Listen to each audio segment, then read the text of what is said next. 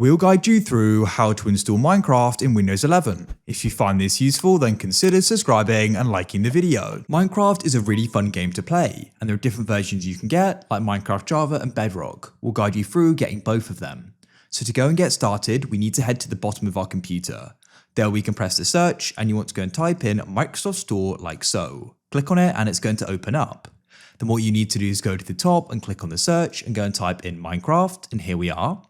Now Minecraft is a paid for game, so you can go and click on it here and you can go and see that it costs $24.99 in my currency, maybe different for yours.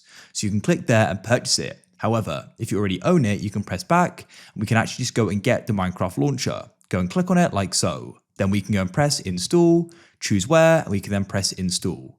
Go and wait for this to download and install.